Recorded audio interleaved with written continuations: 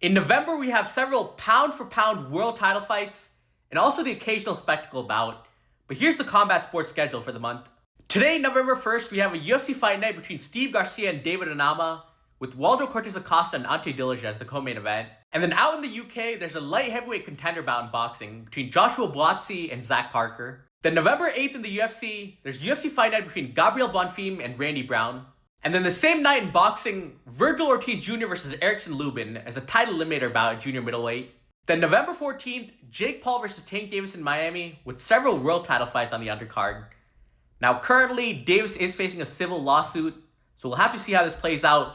Maybe it gets postponed. Ron Garcia's been offered to step in, so we'll need to see what happens with this one. But then November 15th, we got one of the best days in combat sports of the year.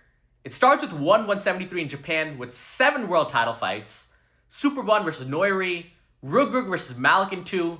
There's Rodtang on the card, Christian Lee, Nabil Anane. Extremely stacked card. Then in the UK, Chris Eubank Jr. versus Conor Benn 2. The first fight was my fight of the year so far. Great family rivalry. And then to end the night, UFC 322 in Madison Square Garden with multiple pound-for-pound matchups.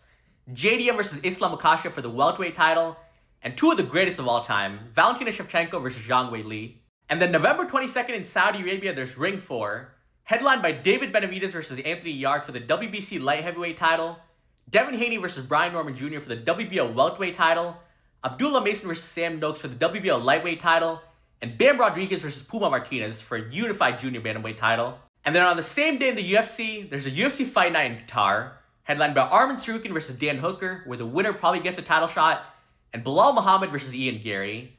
But overall, incredibly stacked month of combat sports.